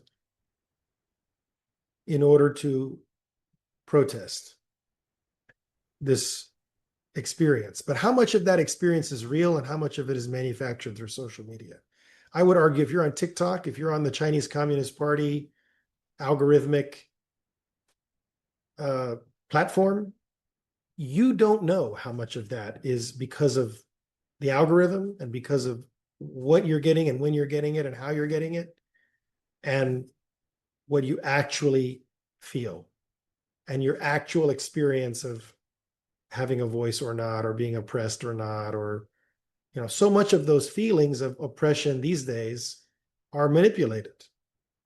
Are people truly more oppressed today than they were 100 years ago? I don't think so. I don't think there's really anybody, maybe in some far-flung third world countries, but in first world countries, is there anybody who is more oppressed today than they were, any group, any identity that is more oppressed today than they were 100 years ago? I can't think of one. Can you think of one? Maybe Christians. But I mean, but seriously, think about it. I can't think of one. And that was a joke. I don't actually think Christians are oppressed. I know there's people who do. I don't. But I just a joke. Yeah, but what I'm saying here is I think important for people to recognize. It's like we live at the height of enlightenment when it comes to all of these issues. And so for people to feel so oppressed. We live at the height of the access to enlightenment. Well, so it's really. Yeah, well said. It's really on you. Yeah. And what I find really tragic is that the people who need to hear this conversation are not going to be the ones listening to it, unfortunately. You Well, know? share, Right. continue sharing. Yeah. But yeah, I mean, look, there's a real opportunity here for anybody who's open to it. Remember what I said at the very beginning of the episode, which is the greatest gift you can give another human being is to be open to their contribution to your life. And so if somebody's like, hey, I really want to contribute to you, let them contribute. Find the truth in whatever they're saying. Probably there's at least a nugget of something in there that you guys can agree on. Even when I'm disagreeing with the people that I debate with, which are mostly friends and family, um, there's always some truth in what they're saying. It's not that there's not. It's that often what is being focused on by the sources, and this is another thing that has come up a lot in the last week as I have been engaged in these conversations since Charlie Kirk's assassination. What I see is that what is coming from their mouths is a reflection of their sources. And then they'll say stuff like, well, I don't watch the news. All I do is look for like current events. I don't watch commentary. That's what they'll say. I don't watch partisan commentary. I just watch, you know, the news, right? Like ABC, NBC, CBS, you know, MSNBC, CNN, Fox, whatever, right? I just watch the news. I don't watch commentary. I just want to know what's going on. It's like, yeah, but your whole lens of what's going on is through some filter. There's no such thing as objectivity, by the way. Objectivity is like utopia. It's a goal that you'll never reach. You can shoot for it. You can try for it. You can have that be your aim and approximate, get as close as possible. But true objectivity, lack of bias, is not actually possible for an organic, creature that I'm aware of, because we all have our lens through which we're seeing the world. We all have our glasses through which, metaphorically speaking, that are filtering what we're seeing. So, you know, I think given that it's the sources that we're getting our information from, and that's why I think it's so important when you have corporate media getting 75+% of their annual ad spend from the pharmaceutical industry. It's so important, especially if you want honest reporting on science and medicine, although they're all, the interesting thing is that they're kind of in cahoots because the CEOs of those companies are friends with CEOs of other companies. So, corporate media protects itself, which is to say, corporate media protects corporations. It protects the establishment. And, because they're all friends. So at the end of the day, you cannot report on things that are going to be highly detrimental to the corporate establishment if you work inside corporate media. So why are you bothering giving them your views? Why are you bothering, thinking that that's news? These days, the real news comes from Twitter. I mean, I hate to break it to you, but I'm not even on Twitter, but like the sources that I go to are like, yeah, this is going on Twitter, right? And that's where a lot of the instant, immediate reporting gets made, is right there on Twitter, because there's no censorship. It's right there. Anybody can watch it. Anybody can see it, and it gets posted. And if it's engaging and interesting, people share it and they comment on it, and that's the ecosystem now. The AP or AFP. I mean, these guys. That's yesterday's news, literally and figuratively. The supposed unbiased reporting. I mean, I'm not saying they never report the truth. I'm just saying that it has a perspective, and everything has a perspective. And the point is that the crowdsourced nature of Twitter allows people to say, yeah, but how about, what if, and inject nuance in it and actually have a conversation about it. Whereas, if you're just watching CBS, NBC, ABC, you're only getting a very narrow slice of that conversation. And you're getting the slice that the corporations want you to see. You're getting propaganda. And that is a conversation which I feel like almost once a week with people who are still relying on that kind of corporate propaganda to get informed. They're getting informed for sure. They're getting indoctrinated. If you're not getting your media from an independent source, which is to say a source that is not corporate funded, then you're getting propaganda. And look, I'm not saying that those independent media don't have biases. They do, absolutely. But they're usually really open about them. And when they're not, be skeptical, right? I think we've been very open about our biases pretty much from day one. But I think that's how we create a consensus is we start by saying, hey, this is my starting point. Where am I coming to? And you see that. I mean, you see that with Charlie Kirk, Bobby Kennedy. These are all people who maybe started one place and ended up in a different place because of the conversations they had on multiple topics. And so that's really where we are. And that's really the whole ethos behind this podcast, wouldn't you say? Is like, hey, we have our starting point and we're going to be engaging more with other people in conversations and interviews. And our views may shift. And we'll let you know. And you'll be right there with us as we explore those and continue that process. I did want to share my thing that I promised that I would share last week. Okay.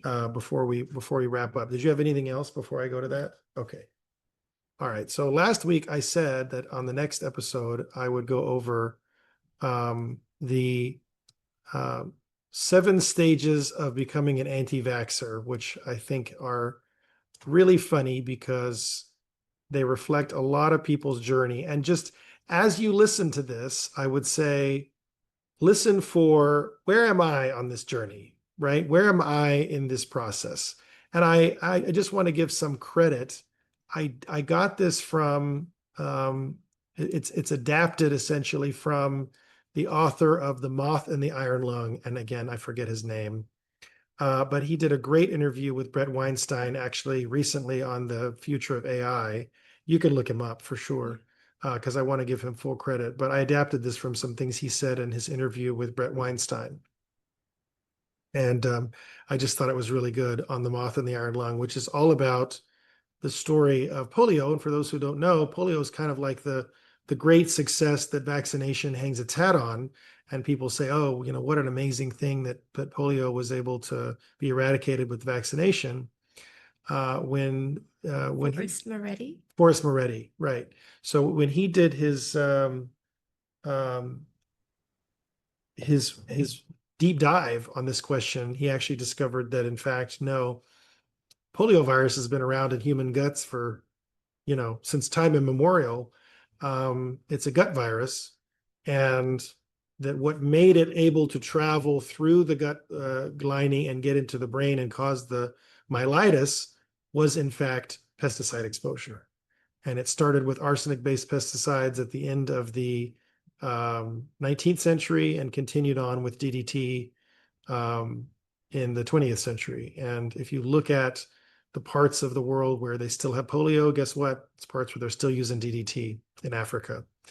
And it's really interesting, but I would say that it factors in here. So I'm going to read the later stages. You want to read the later stages? Yeah. Okay. I'll read the first 4, and then you read the last 3. Is that good? Okay. They're longer. So, okay. So stage 1 is vaccines are the most important medical discovery of all time, right? And I think that when we're kids and we're in school, that's what we're taught. And so most of us start there at some point, unless, we grow up in some hippie family that's, a little different. Stage 2. Excuse me. So Dr. Moretti, or I don't know if he's a doctor, but I know that he's a great researcher. What's his first name again? Forrest. Forrest. I love that name. So Forrest Moretti, my first best friend was named Forrest. Forrest Moretti. All right. So when Mr. Moretti was doing his research, he came up with this, this thing about the polio vaccine. It's like, okay, well, this is the fundamental vaccine, that all other vaccines are kind of based on. But then he did his research on it, found maybe it was actually the pesticide. So stage 2 of the timeline, or the stages, maybe the polio vaccine wasn't actually as necessary as we thought, but maybe we could have solved the problem by doing away with rampant pesticide use. But, all the other vaccines are great. Um, and maybe we needed, maybe we still needed maybe the polio vaccine helped. Stage 3 is, well, actually, the polio vaccine was completely unnecessary, but the others are necessary. Many of those diseases were rampant, terrible diseases. And then you start to think about, well, why was the measles vaccine invented? Because hardly anyone was dying from it from the United States, and it wasn't really this rampant, terrible disease. And why did they do it? And it turns out the answer is because they could. And they thought they could eradicate measles with a vaccine, but it didn't work. Stage 4 is maybe there's some vaccines then that are useful, and then others that really you don't need. And I remember I think when I started med school, I was probably, I think maybe even when I started and when I graduated, I was probably somewhere around stage 4. I kind of thought, well, I don't know. I mean, I was fully vaccinated. I even got the Hep B vaccine was really out of any question because that was something. And I think at the time I was like, oh, give me the Hep A1 too. I did the combination. I was like, two birds, one stone, might as well. So I was probably somewhere around stage 1, stage 2 when I started school. By the time I graduated, I was definitely at stage 4. I was like, some vaccines, like rotavirus vaccine, don't really need that, especially in the first world. But go ahead and Actually, no, you can pick take up. stage 5. You want me to take stage 5? Okay. So stage 5 is where I found myself for most of my career, actually, which was the first world. It's called the first world anti-vaxxer. So this is where you feel like, okay, we need vaccines in the third world. They don't have medical care or the nutrition that we have here. So sure, maybe a couple of hippies in California can afford to skip them. But if everyone skipped them, and especially in the third world, we would lose herd immunity, which would be catastrophic, just mass death. Then you realize when you really look into herd immunity that it's kind of BS. It's a falsity in the case of several vaccines. I'm not saying that all vaccines, but several vaccines, herd immunity doesn't work. You see that in measles, for example. You can still see these outbreaks, right? And you're beginning to wonder whether it's really completely false for maybe all vaccines. And the notion of herd immunity is certainly false for the COVID vaccines. For example, we know very clearly did not at all prevent the spread of the disease. So several other vaccines, turns out, may also be incapable of preventing its spread. And then certain of them actually encourage its spread. For example, the oral polio vaccine that Mr. Bill Gates administers en masse in many countries around the world actually are the primary source for continued polio infections to this day. So most of the polio that is currently going around actually is vaccine-induced polio. And that leads us to stage 6. I believe vaccines are completely unnecessary, even in the third world, because all-cause mortality is significantly higher, up to 10 times higher, in vaccinated versus unvaccinated populations in Africa, for example. Yeah, and I just want to make a quick comment on that. And so this is really interesting is if you look at the TDAPS study that they did on it was the young women in certain part of Africa, and I forget which part, but they actually did find that even though their risk of dying from diphtheria, pertussis, and tetanus was lower, that their all-cause mortality, in other words, their risk of dying in general was so much higher that I mean, I think it was like you said, up to 10 times higher, that it was totally not worth it for them to get the vaccine. And really fascinating because basically it left them vulnerable to, because their body was busy fighting off this Tdap vaccine, their body was left vulnerable to what they actually were being exposed to in their environment, which then is what killed them. So this question of all-cause mortality is one we're going to come back to, because one of the things I'm curious about is, and this is sort of where I'm currently falling, is sort of like somewhere maybe between stage 5 and stage 6. I'm not sure if all-cause mortality is significantly higher in every vaccine. We're going to investigate that, and when I'm finished investigating, we're going to come to you and we're going to do a whole report on it. But I'm suspicious of it, and I suspect that a lot of the benefits on all-cause mortality are done in countries where they have, for example, vitamin deficiencies are rampant, right? Even in the United States, most people have at least two deficiencies of vitamins and minerals. The vast majority of people have at least two that they're deficient in. And it's different for each person. I mean, the most common is magnesium. Vitamin D is also very common. Iron is less common in this country because we eat a lot of meat, but in other countries it's very common. But of course, if you're vegan or vegetarian, it's more common in this country. But yeah, go ahead with stage 7. I am so opposed to vaccination that if I had the power, I would ban all of them, outlaw every single one. I don't think any of them are worth it. I think the costs and risks from neurological illness, from autoimmunity, from even allergies themselves, all three things that hardly existed before the widespread adoption of mass vaccination. I think the damage they have caused is so severe that one day they will be completely banned from human use. Yeah, well, anything you want to say about that before I say something about it? I'm at stage 7. You're at stage 7. Yeah, no, I know. You've always been more skeptical of vaccines than I have. Um, and that's fair. I mean, I guess what I would say, the part of that which I think is correct is that I'm convinced that vaccination absolutely increases the risk of neurological illness, autoimmunity, allergies. To me, the evidence on that is very clear. I've reviewed it personally. The big question I have is whether those costs outweigh all the benefits in every case from every vaccine. I don't know, maybe. So maybe I'll end up there one day, but I will just say that, the more I have investigated, this is what I always tell people. I say, look, if you're not sure, if you're on the fence on vaccination, do more research. Because the more research I've done, the more I have progressed down through the stages of being an anti-vaxxer. And I'm laughing because it's really a tragic situation. Because the more you learn about vaccine injury and vaccine damage, the more you realize, how much preventable disease is being caused by the vaccines themselves, which is the opposite of what the conventional medical establishment will tell you. They'll tell you, no, these are vaccine preventable diseases that we're preventing with the vaccine. And if you don't get the vaccine, then you're going to get these vaccine preventable diseases. And how tragic will that be? And the answer is, I don't know, and I think that's really and I don't think most doctors know.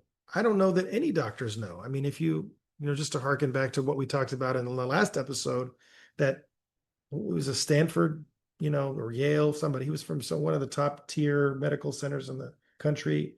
He was testifying in front of Aaron Siri. No. It was the other guy, the supposed vaccine expert that didn't know anything about VAERS. It's like, yeah. Okay, sure. I don't think he knows, about the trade-offs because that's not something that we're taught. And so what I would just say is that, hold on, there's a plane flying overhead. Do your own research. Go down the rabbit hole. If you want truly unbiased information, the best program I know is naturopathic pediatrics. One of my colleagues, I've talked about that in a previous episode, but one of my colleagues is, I can actually, we'll do it again because I think it's kind of a public service thing. Let's see here.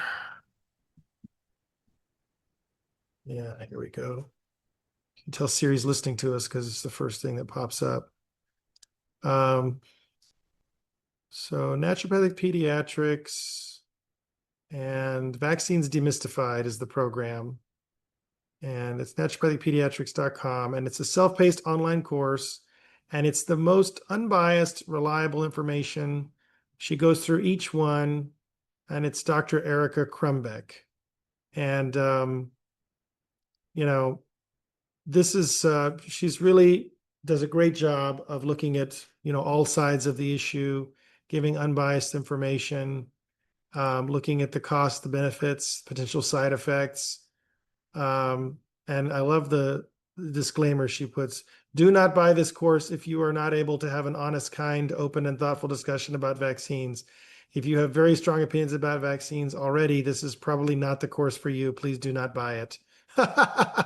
So basically, if you truly are curious and you're open to being wrong, having some of your previously held, if you're, here's what I would say, if you're already at stage 1 or stage 7, probably don't buy that course, right? But if you're somewhere between 2 and 6, or maybe 1.1 and 6.9, it's a good course to help you really kind of separate fact from fiction based on our current knowledge.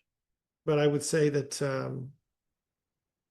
maybe you want to speak a little bit about some of the things that animates you as being strongly like a 7. You come out like, oh, Well, I've been thinking about that, and I'm a 7 if communities have, access um, to good nutrition and sanitation, which, I'd say a lot of third world countries don't yet. Um, and, in the United States, yes, I'm definitely a 7. okay.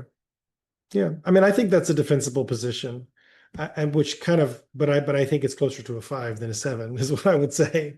But I think ultimately, and look, some of the best all-cause mortality data on, I know this off the top of my head, on measles does come, it's all done in third world countries, and it is very significant. And, a lot of the conventional medical people will point to those studies and say, look at what a strong all-cause mortality benefit there is from the measles vaccine. And then you look and like all of those studies are done in like Kashmir. It's like, well, okay, like, what did you expect? Sub-Saharan Africa. So it's like you go to populations that are already super nutrient deficient, and then you give them some sort of preparation, their immune system, some sort of preparation from this particular infection, and then you infect them with that, and then see, okay, well, yeah, then you're going to have lower mortality. But if you have a really robust immune system that is well conditioned, and you have access, and you're replete with all your vitamins and minerals because you're supplementing every day, and you have a varied diet with all sorts of different beautiful colors, and meat, fish, poultry, nuts, beans, seeds, fruits and vegetables, and excuse me, eggs, cultured dairy, that kind of thing. And you're taking your nutraceuticals every day, and you're moving your body every day, and and then you also, if you do get symptoms, right when you get symptoms, you're taking vitamin C, vitamin D, quercetin, zinc, melatonin, curcumin, N-acetylcysteine, S-acetylglutathione, you know, the likelihood of that infection progressing is as close to 0 as possible without being 0, I would say. Your vitamin D level is optimized. I mean, see, all these things matter. And so that's why I think it's, to me, the idea of the first world anti-vaxxer is very defensible because of that. And that's something we haven't considered. Meanwhile, we're the most unhealthy country in the world, with all these horrible rates of neurodevelopmental diseases and Thank you for touching on that. allergies, There are eczema, a few autoimmunity. major reasons, that being one. Okay, like one of the main ones, main reasons. Another is that since I was in college, like 20 some years ago, okay, and I was starting to discover the resistance or the inability or the unwillingness for these pharmaceutical companies to share the truth. I mean, it's going on right now with the whole Aaron Siri thing, and the PRR and the empirical Bayesian data. Which we talked about in the last episode in detail. Okay, and I, having had a lot of corporate experience and just being in that world, That's one of my main reasons for being in the later stages. Like it's a captured, no, it's an industry. Right. Yeah. Its goal is to maximize profits for its shareholders, Yes. maximize shareholder value. Yeah. I mean, It, research the numbers on COVID alone and who profited from that. no, I agree. I mean, this is why Okay, and why has the my hot take. schedule changed, from a handful of vaccinations to like, Yeah. No, I mean, this is my hot take, which I'm sure will be of mixed popularity at best with our audience. But I will steadfastly refuse audience capture. You can bet that.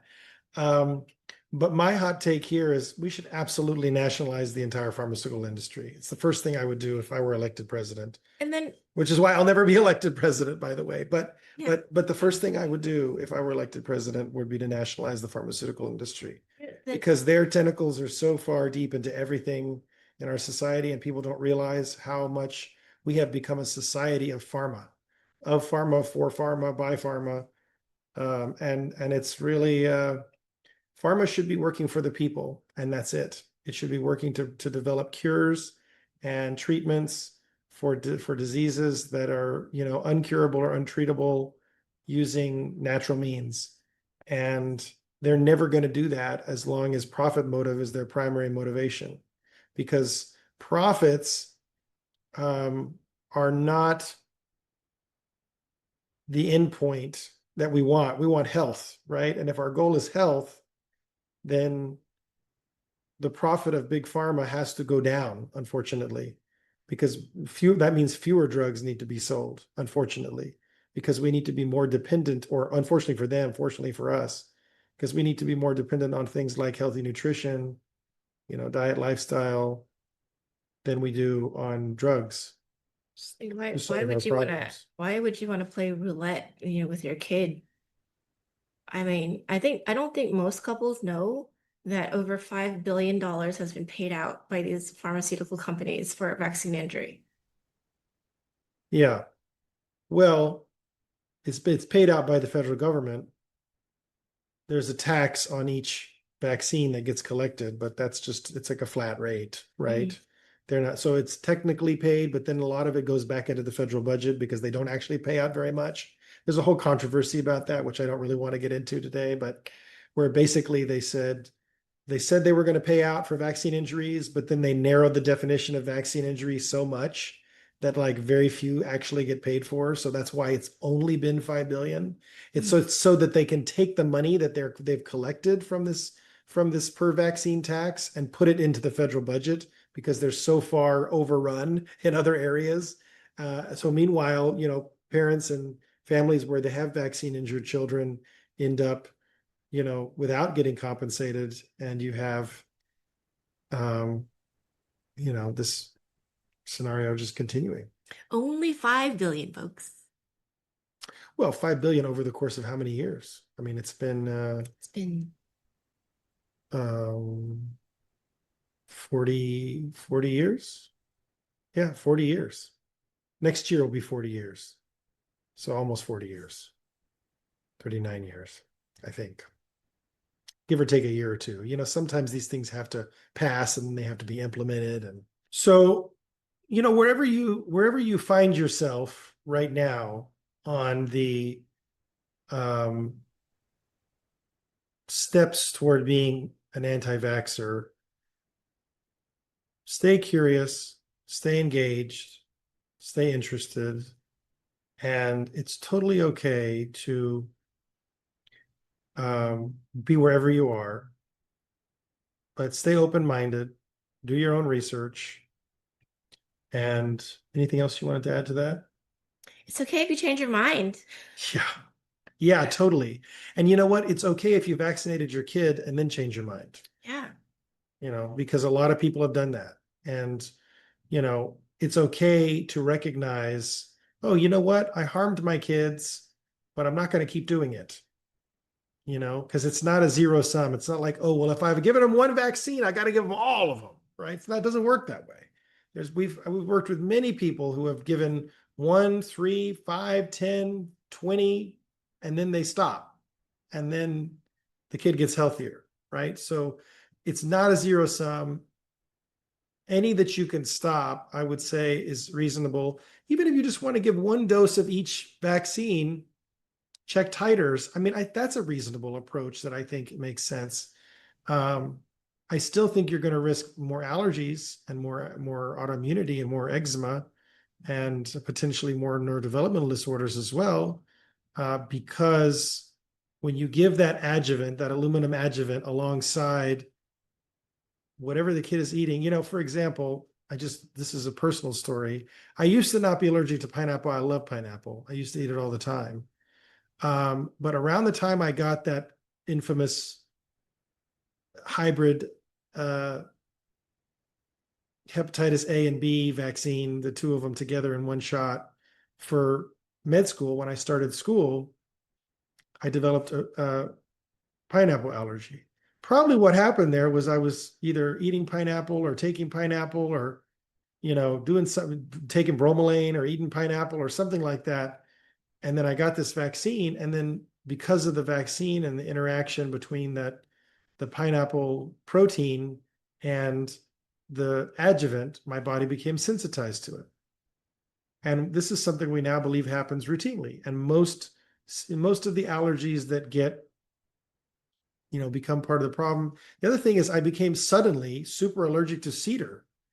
I was not allergic to cedar pollen as a child, but then as I got older, right around that time I got that combo vax was when I started getting that cedar allergy. And that was at a time when I had been living in a different place as well. And so I hadn't really gotten many vaccines living in that area. So this area had cedar pollen. Previous areas I lived didn't have cedar pollen. So yeah, I mean, it's really interesting to start to make those connections and correlations in your mind and realize, oh, yeah, okay, maybe that's the reason why I'm now allergic to that. And, you know, but that doesn't mean you have to keep doing it and get more allergies. So anything else you want to say about that? Nope. Yeah. Complete. All right. Well, thanks for joining us on this week's episode of The Partovi Effect. My name is Mrs. Madi Partovi. I'm Dr. Ryan Partovi. Be well.